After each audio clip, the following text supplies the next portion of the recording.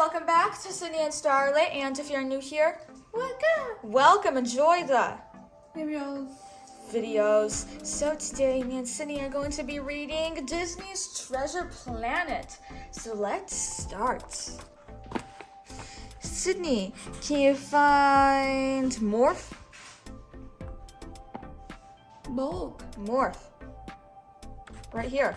He's right there. Yeah. Fire! Captain Nathaniel Flint stood on deck of his ship shouting orders to his pirate crew to attack. Now yet another merchant ship was at his mercy. Flint's men overtook the ship and gathered up his riches. Then, just as mysteriously as they had appeared, the pirates vanished without a trace. Years passed. Flint, the most feared pirate in the galaxy, was no more. Yet his legend grew. Could the stories be true? Had Flint hidden the loot of 1,000 worlds in a secret place? A place called Treasure Planet. What yet? Planet. The tale of Flint's treasure had always thrilled young Jim Hawkins as he guided his solar surfer above the sleepy town of Benbow on the planet Montresor. Jim dreamed about finding Flint's legendary treasure. Can you say treasure? What's it? Treasure, but dreams were almost all Jim had. His father had left years ago. Jim's mother, Sarah, now ran the Benbow Inn all by herself, so things hadn't been easy for Jim or his mother. One day, Jim went off by himself to sit on the roof of the inn. He didn't realize his life was about to change. Can you say change? Change. Suddenly, a spaceship crashed near the inn. Jim raced over to find a turtle-like alien named Billy Bones crawling out of the ship.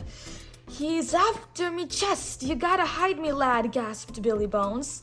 Jim helped the injured creature back to the inn. Back to the inn. Mrs. Hawkins and her good friend, Dr. Dobler, were shocked as Jim and Billy Bones stumbled through the door. "He's hurt bad. We gotta help him," Jim pleaded. But sadly, no one could help Billy Bones. He handed Jim a strange spear. "He'll be coming soon. Can't let him find this," Bones whispered. Then, with his last gasp, he gave Jim a warning. "Beware of the cyborg." Suddenly, a rumbling sound outside drew Jim to the window. Pirates were heading for the inn. "Quick, we gotta go!" exclaimed Jim. They all escaped through an attic window as the pirates stormed the inn. As Jim, his mother, and Dobler raced away in the doctor's carriage, Sarah looked back in horror as the pirates burned the inn to the ground. When they arrived safely at Dobler's house, Jim managed to open the spear that Bones had given him. Instantly, images of planets and stars filled the room. "Why, this appears to be some kind of map," said Dr. Dobler.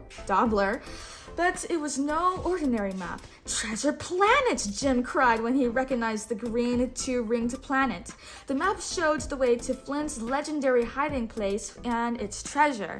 Jim was eager to go.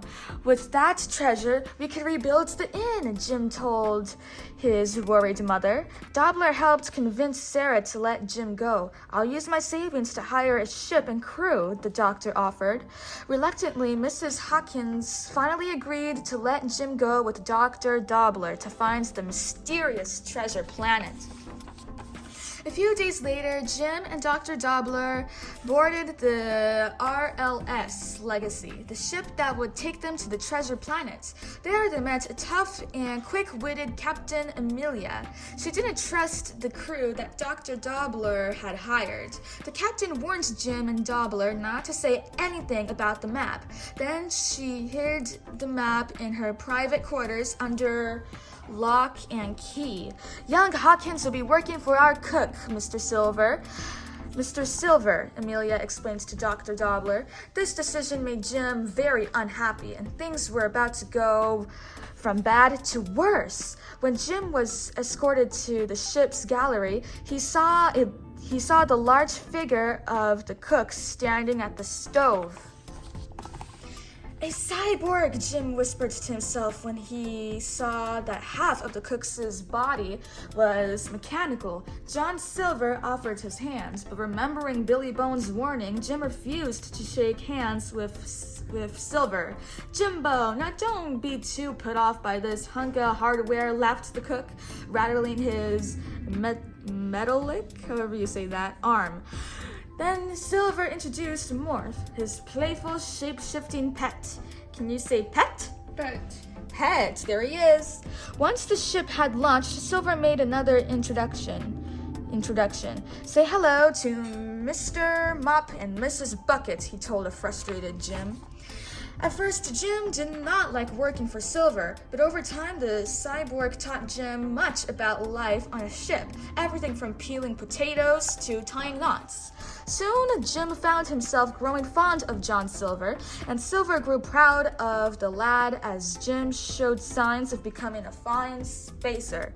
"You got the makings of greatness in you," Silver told Jim, "but you gotta take the helm and chart your own course. Stick to it no matter the squalls, however you say that."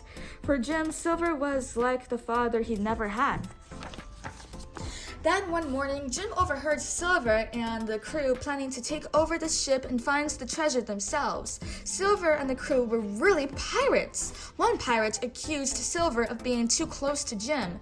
"Methinks you have a soft spot for the boy. I care about only one thing and one thing only, Flint's trove," Silver announced to his crew.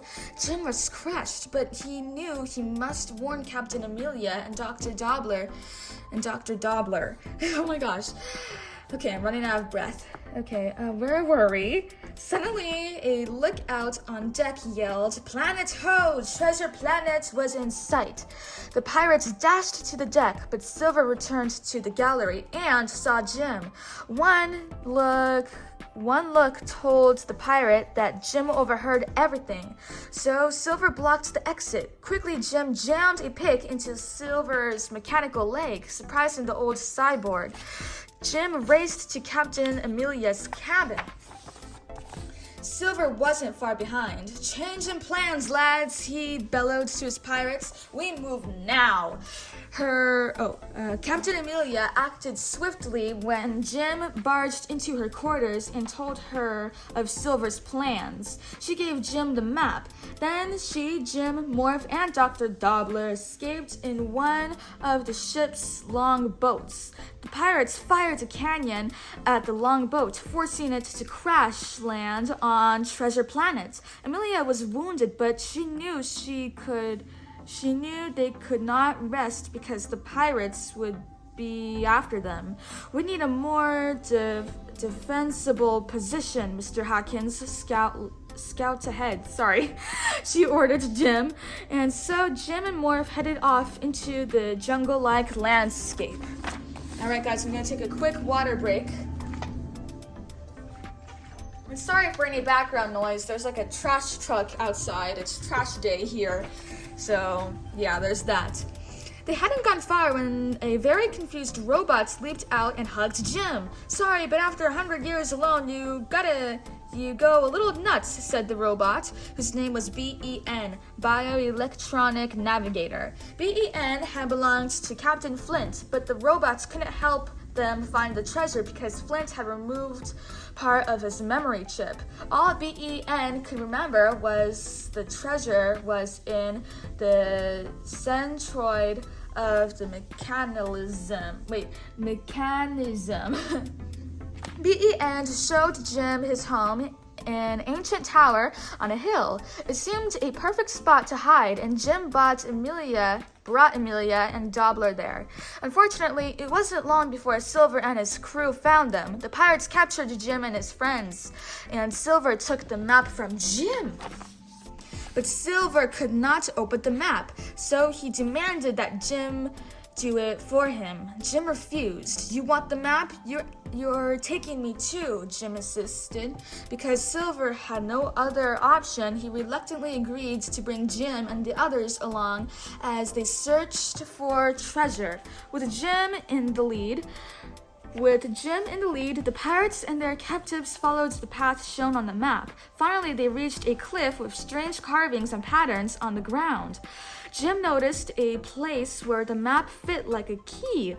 When he inserted it, a set of controls appeared. "Have mercy," Silver whispered. As Jim pressed the controls, a triangular portal of light opened right in front of them. Jim realized that the portal was a doorway that he could make open to any point in the galaxy. "So that's how Flint did it," Jim declared. He explained how Captain Flint could go anywhere, steal treasure, and disappear back through the portal. Can you say portal? Oh, yeah. Portal. But where did he stash it all? Where's the blasted treasure? Asked Silver. Jim remembered what BENs had said about the treasure being in a centroid of the mechanism. So he set the portal to lead to the planet's core. While Doppler and Amelia were held captive, the others entered the portal. There, the most amazing sight awaited them: the loot of 1,000 worlds. Yee-haw! The pirates yelled. But Jim was more interested in Captain Flint's old pirate ship. Together with BEN, Jim sneaked aboard. Once there, the two stared in horror. "Captain Flint?" gasped the robot. Perched atop an old chair were the skeletal remains of Captain Flint, and BEN's missing memory chip was in his bony hand. Jim carefully took the chip. "Hold still, BEN," said Jim as he plugged the chip into the robot's head.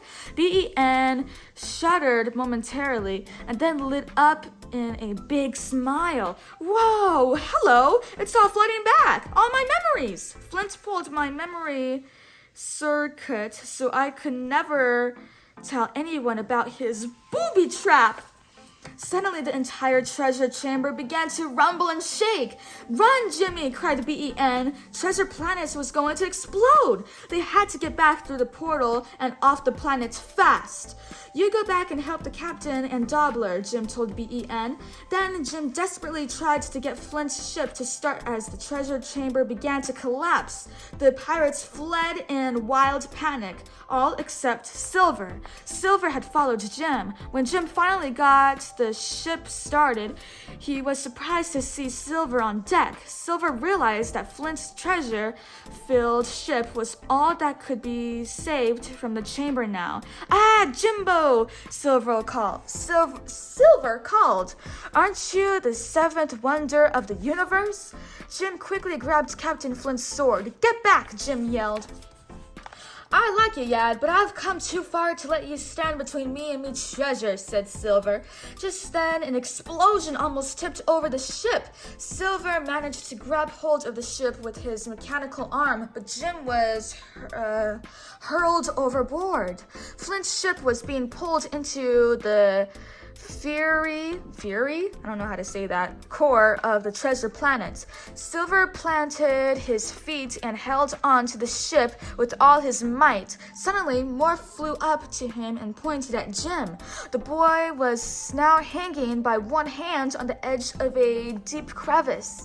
Silver had to make a choice. He could save either the treasure or Jim. "Ah, blast me for a fool!" exclaimed Silver. He truly cared about Jim and couldn't desert him now. Silver let go of the ship and caught Jim just in time. Together, Jim, Silver, and Morph made it back through the portal and onto the Legacy. Amelia, Doppler, and BEN had outwitted the panicky pirates and regained control of the ship. "Hurry, people, we've got exactly 2 minutes and 34 seconds until the planet's destruction," yelled BEN. "We'll never get away in time," shouted Doppler. But Jim had an idea. If he could get back if he could get back to the portal's controls, he could get it to open to another place in the galaxy. Sailing through the portal would bring them all to safety. With Silver's help, Jim quickly created a makeshift solar surfer. Jim then surfed off the ship and headed through the self-destructing planet straight for the control panel. The others steered in the ship directly into the giant triangle. With only seconds left, Jim reached the controls and changed the portal's destination. As Treasure Planet exploded, the Legacy sailed through the portal to safety. Jim followed closely behind. Everyone else cheered as Jim landed safely on deck. Didn't I say the lad had greatness in him? Silver shouted proudly. You unorthodox but indecorously affected. However you say that. Oh my god. Amelia agreed. She even said that she would be happy to recommend Jim to the Interstellar Academy. Just wait until your mother hears about this, exclaimed Dr. Dobler. Jim turned to look at Silver, but the cyborg was gone. Jim soon found him with Morph in the hangar bay, untying a longboat. Jim knew Silver had to leave to avoid going to prison, so Jim opened the hatch of the bay. What say you ship out with us? Silver asked. Jim shook. Oh my god. Okay, now I'm in the middle of like this, but I need another water break. Oh my god, okay. Jim shook his head. Silver had taught him to believe in himself, and now Jim had his own dreams to pursue. The old cyborg understood. You're gonna rattle the stars, you are. Then Silver handed Jim some treasure he'd managed to save. For your dear mother to rebuild that inn of hers, Silver explained. Then leaving Morph with Jim, the cyborg sailed out into the however you say that annoying word. After rebuilding the Benbow Inn, Jim and his mother threw a party. Jim proudly wore the uniform from the Interstellar Academy. With a bright future ahead of him, Jim looked up gratefully at the stars. There he saw a glimmer of the pirates who had helped him find the greatest treasure of all, the treasure within himself. The end. So that is it for today, everyone. We really hope you all enjoyed it, and we'll see you all next time. Say bye-bye. Bye-bye. Bye-bye. Pick out your favorite page.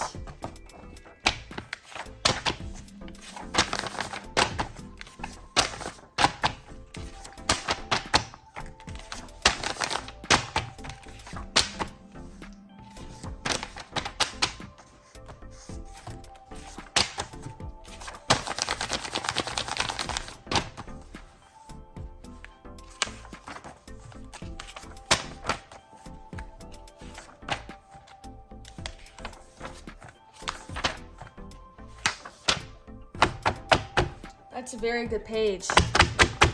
Who's your favorite character? Yeah. Jim. Say. Jim. Bye-bye!